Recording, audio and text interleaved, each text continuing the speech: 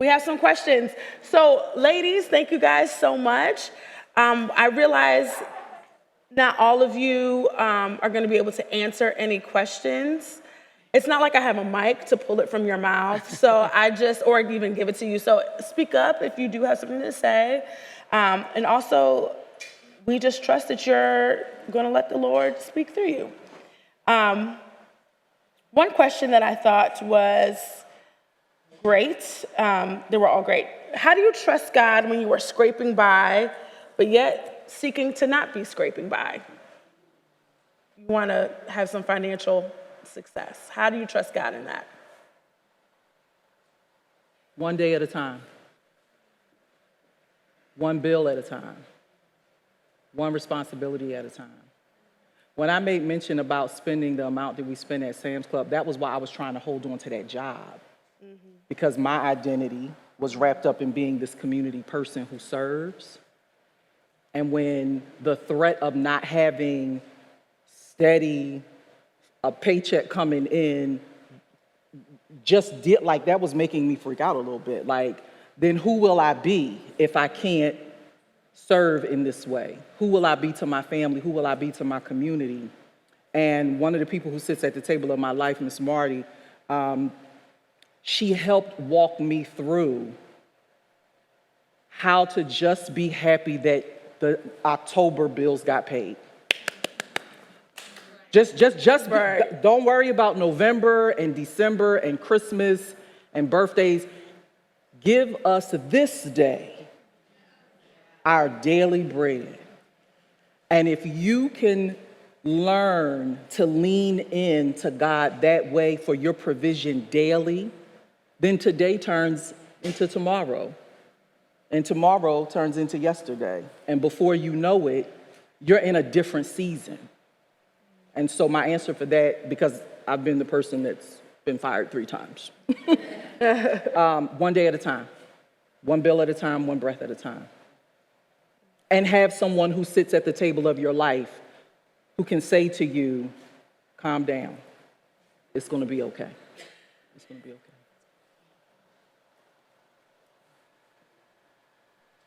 Okay.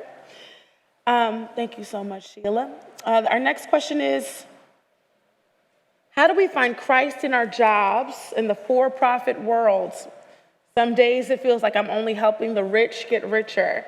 And I think what I'm hearing in that question is, what do I do when my work doesn't always align with my values? The actual position you might have might be neutral in society. But what you're seeing is that there isn't that same sort of alignment about what you believe to be true about how Christians should operate in the world. So how do we reconcile that, ladies? Y'all have at it. I can answer that one. Yeah. I mean, I work at an ad agency. We're not curing cancer. Which I actually will say is a gift. Like, a lot of the people in our industry, like, this is where they wanted to be. Like, they went to school, like, they've been focused on it. It's a kind of a weird culture of its own. And so, the emotionally can be like this, the stress, the competition, the wins, the losses. It is a great gift to be like, it's just advertising.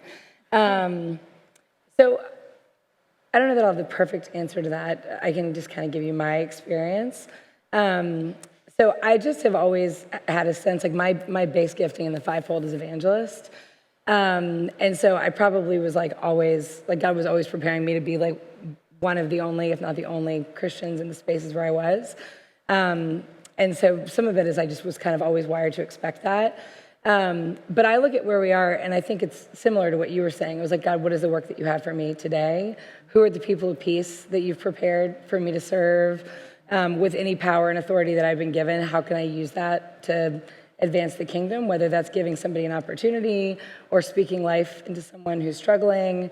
I don't know, this might just be me, but I don't know that I ever distinguished between the high-low of marketplace ministry versus local pastoral ministry. I think for all of us, it's like you've been given some measure of spiritual authority and grace, and wherever you are today, whether it's in your office or at church or in your neighborhood or in an elevator or standing in line for the bathroom, like, you're a kid of the king and an agent of the kingdom who's been placed there with power and authority. So how is God asking you to use it in that place? And I think when I read through stories of the Bible, you see Daniel in Babylon, you see, Joseph in prison, and then, doing administration for the king. There's a lot of times where God's people are just called to serve, sometimes under just kings, sometimes under unjust kings, sometimes in glamorous places, sometimes in unglamorous places. But our call is the same. Like, you've put me here, so as long as you have me here, what do you want me to do with the power and authority that I've been given? And so, I don't know if that's helpful, but that's kind of how I tackle it. I don't really evaluate whether or not, an ad agency is the holiest place I could be spending my time and talent. As long as that's the place God's put me, then I'm going to show up for work. Yeah, and I actually was just learning about this the other day. I just found out this cool fact that the Israelites, when they were in exile, so they were in a place where the people in authority, the people in leadership, the systems they were a part of, didn't reflect their values. It didn't have godly values. But most of the Old Testament was written during that time because they didn't have their temple to go to, they didn't have their people, they didn't have all the practices in their place that they were occupying. And so they became a people of the book.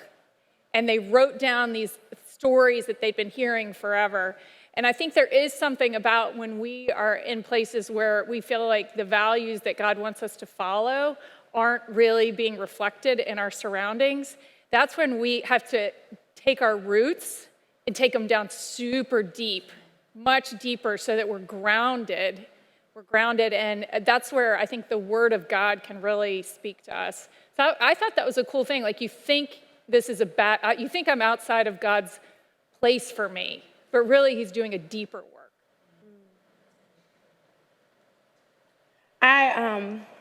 I think, Elizabeth, you mentioned a phrase called people of peace, and I don't know if everybody's familiar with that term, but that's more of like an evangelism phrase where God just gives you access to people who are open to you, and if there's a person of peace, you can just be your full Christian self, and they, accept and receive you, welcome you into their homes and into their lives, and usually they're not like a Christian. But this next question is asking you, ladies, how did you find your own community? A few of you have mentioned your tribe. How did you find the people that actually bear you up? Not just the people you are, showing the love of God to, but people who can kind of hold your arms up when your arms get tired. How do you find those? Because when you're grown up, it's hard. I'll take a stab at that. I think it may start with your sister. It may start with your best friend. It also may be a colleague, a trusted colleague at work that you are working closely with, that even in a professional relationship, that person that knows you best can support you and be the one that's going to encourage, the encourager for you, whatever you're going through. Even though, in my particular position, it was very lonely at the top, but it was nice to know that I had our leadership team that would encircle me and really kind of, okay, we can do this, we can do this. We serve a God in heaven who's always looking out after us. That I think really helped. I love that.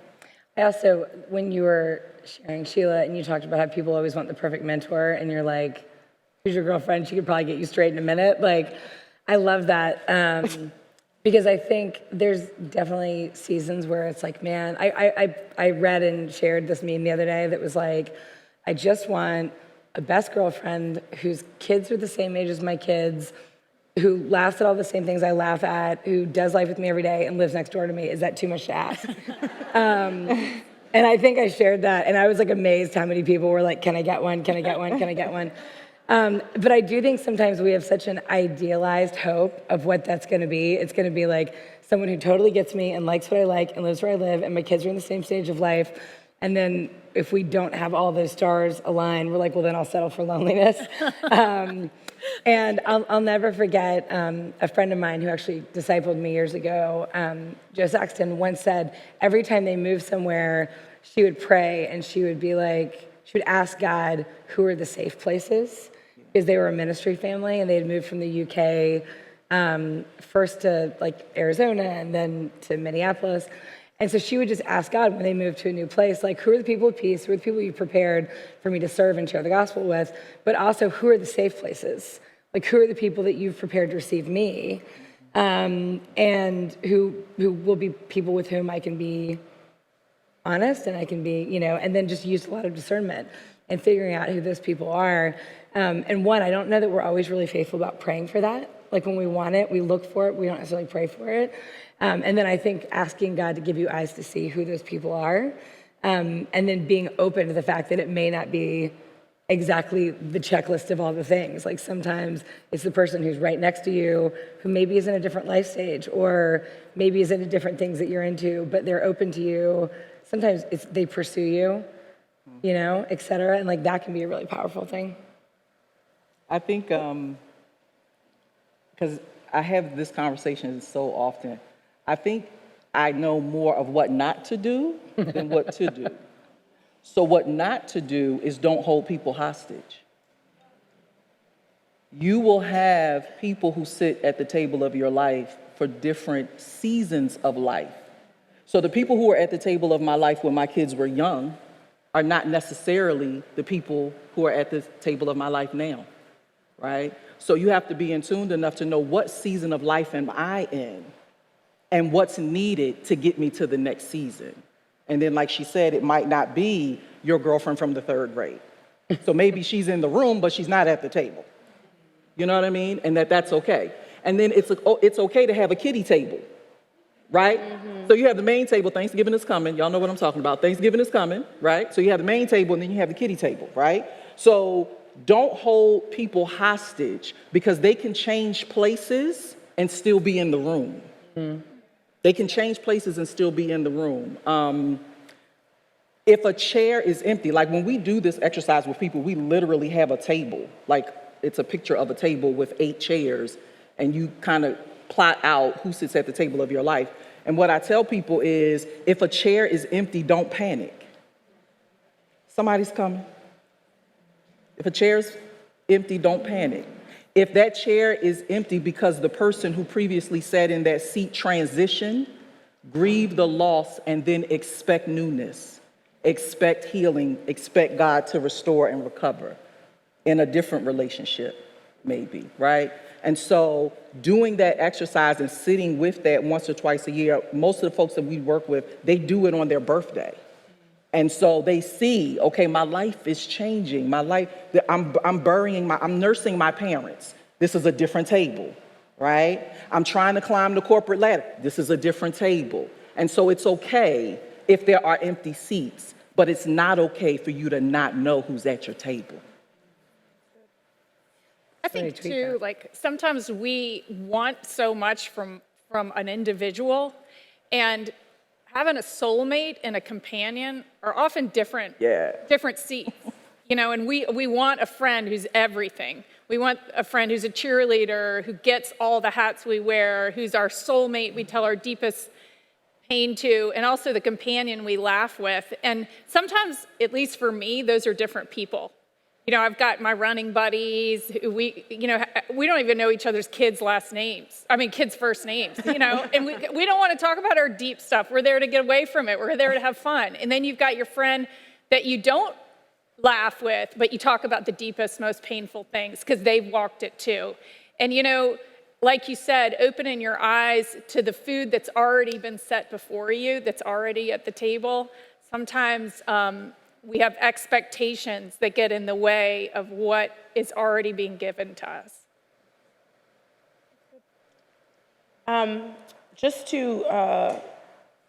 We actually did have a lot of relational questions, but you guys answered that. Yeah, there were sure. some questions about what about when you have close friends that are your friends now, but you've transitioned to a different life stage and now they know where to be found. But Sheila, you really touched on that.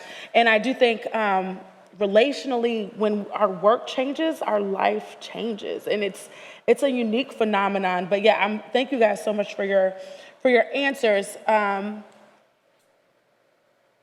This is a question about entrepreneurs. How do you all, those of you who are entrepreneurs or have been at some point, how do you handle your your giving, your generosity? Is there like a practical way to say, this is how I want to give? Because I know a lot of people's churches teach a lot of different things, but when you're just getting started and the money is rolling in or not rolling in and you got taxes to pay and you're not sure, have y'all had a practical way to figure out how to make that work?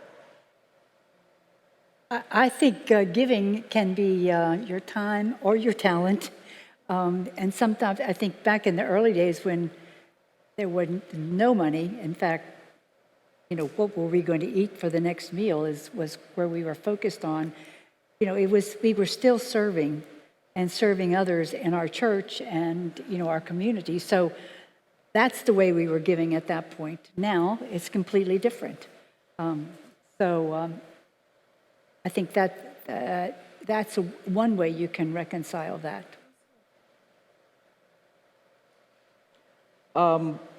For us, our giving has always been connected to what do we want to see more of in the world? What do we want to see more of? And sometimes it's not money. It is time, and it is talent. It is, I'll keep your kids so you can study for your next exam or anything like that. I think when we try to come up with a formula for it financially, we lose the bigger picture of what we have to offer, right? Because everything isn't, can you write a check, can you write a check, can you write a check? Sometimes it's, can you come help serve at our event? Or can you partner with me on a project? Or can you listen to me so that I can hear the thoughts I'm thinking outside of my own head?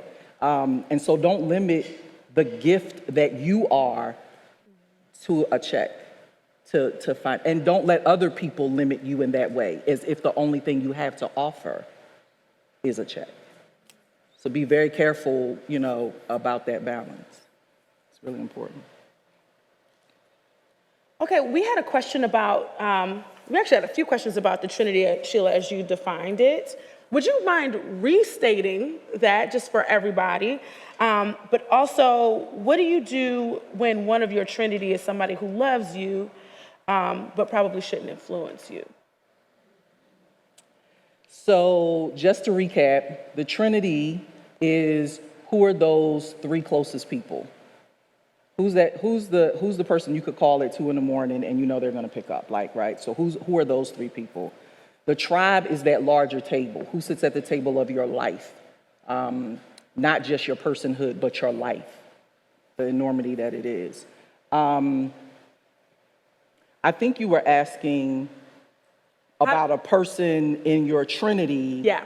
Okay. So for me, because my Trinity and my tribe really hasn't changed a lot, people who were at the table of my life and my tribe have become part of my Trinity, and people who were part of my Trinity have now have a seat in my tribe. And that's okay. Because like I said, when you're in different seasons of life, you need different things. And so when I was in the throes of raising my kids, I watched how the three people closest to me were also the people who were raising their kids. If it is indeed a matter of influence and it's not just about the details of your life, but this person is just not a good influence for you, trust your gut. Trust your own inner witness about the value add that this person has in your life. And it does take courage to be able to have a conversation if that person needs to take a step back. But if they don't, you can. And you can do it with grace. You don't have to cut somebody off to reposition them. There's a way to do it. And so, yeah, that influence thing and who has your ear, who sits on your left shoulder and who sits on your right shoulder, that Trinity, yeah, sometimes what they're barking at you isn't for your good. You have the mute button, mute them. And then exit stage left with grace. How have you, if you all haven't encountered this, how do you bring up wage equity? This question says, how should I bring up wage equity? I struggle with if I should bring it up as a Christian. I'm grateful for what I have, which is tough. I mean, I'll speak to that one because I talked about wage equity in my talk. I think it's worth bringing it up not just for yourself, but for every other woman in your organization. Because you may be okay with what you have, but I would still say on principle it's not right. Like, a worker's worth their wage, right?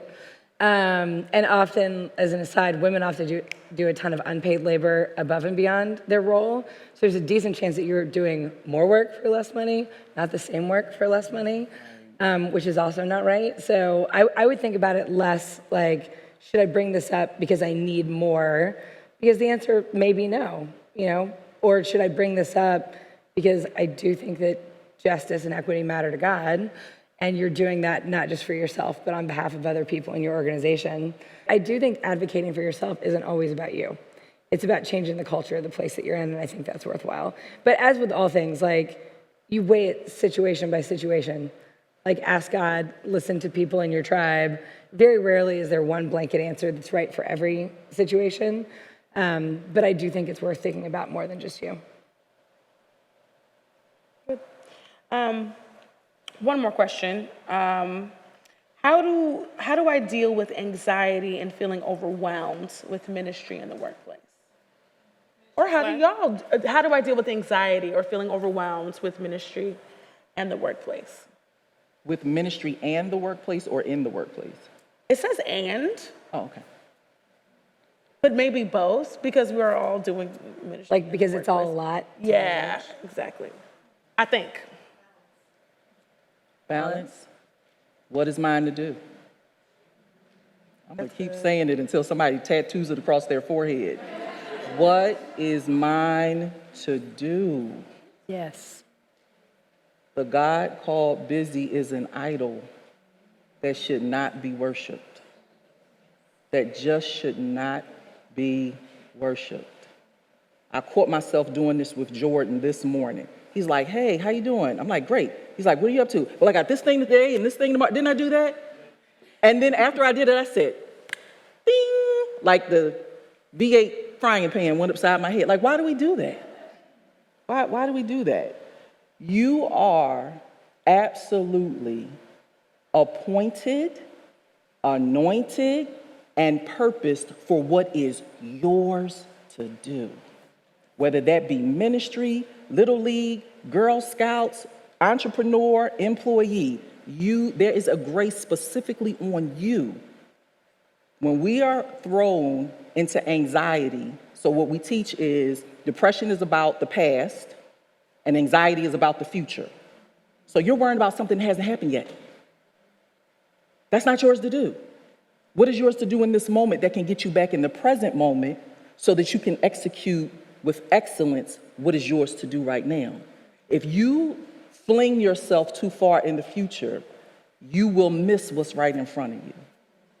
The blessing, the word, the answer that's right in front of you, you will miss it because your gaze is cast afar off.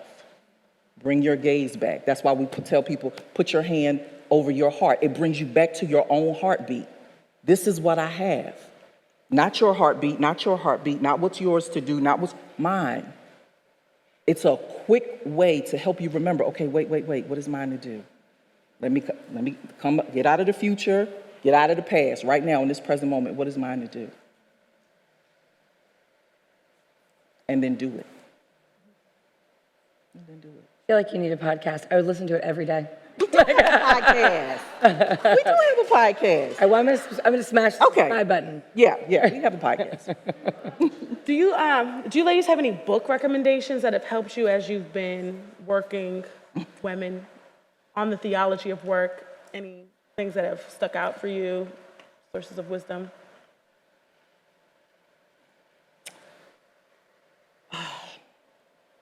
I read Tim Keller's Every Good Endeavor. If you've ever followed Tim Keller, it's a really rich book, but it's also pretty practical.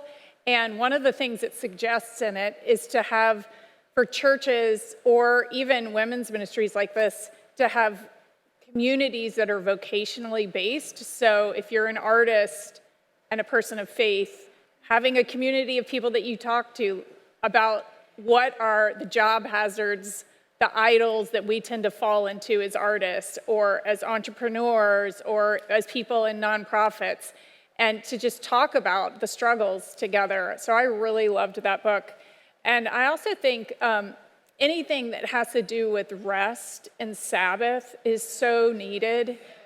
I mean, everybody in our culture needs it, but Jesus says, "Come to me, all who are weary and heavy laden, and I will give you rest.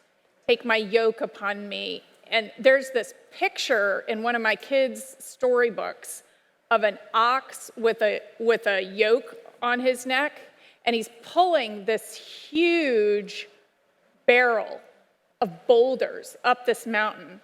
And every time I look at that picture, I think, if Jesus is next to me with the yoke and he's the strong one, it makes my pull easier. So when my pull is too hard, it probably means that I'm doing more than I need to be doing. It probably means that I'm doing more than I need to be doing. And I heard this story the other day and it really convicted me. In Samuel, Eli was a priest, so one of God's people. He was going into battle. And what do you do when you're going into battle for something that has to do with God? Maybe you're in ministry, maybe you're trying to do nonprofit work, maybe you're trying to battle evil, injustice, inequity, enrichment, and you are going to battle against that. And so what do? We pray, we bring the presence of God. So that's what Eli did. He's like, I'm going into battle against the Philistines. I'm going to take the Ark of the Covenant because that's how you win. So he took the Ark of the Covenant. But the problem was Eli and all his people were still worshiping idols. And I think sometimes that's what we do. We invite God to support us in our initiatives that underneath are really about our own idols. And they lost the Ark of the Covenant, and his two sons died. It doesn't go well when we are trying to use God to fulfill our own agenda, our own idols, which ultimately are about us being God. And I think when we're trying to be God, things feel too heavy because we don't have the muscle to lift. We're not made to be God. We're made to be children, and he's meant to push the yoke and pull the yoke. So when it's too heavy, it's time for that Sabbath. It's time for that 15 minutes of grace. It's time for that I am limited and you are not. It's time for that, God, where are the idols in my life that I need to repent for, instead of asking you to just feed my idols. And I think we do that as Christians sometimes. We pray that God will help us accomplish what we want. That's good. It's called doing what God is blessing as opposed to just asking God to bless what you're doing, right? And so on that Sabbath piece, shameless plug, but 15 Minutes of Grace is a book. And it does take you through the 7 days of rest, of understanding how to take all of that off and how to step into the silence so that you can listen and you can really hear. It says anonymous, but I have a book list, like people have playlists, because I'm the book lady. So whoever asked that question, if you come see me afterwards, I will absolutely give you a book list. I will absolutely give you a book list. All right, y'all, we're going to thank you so much, ladies, for what you shared.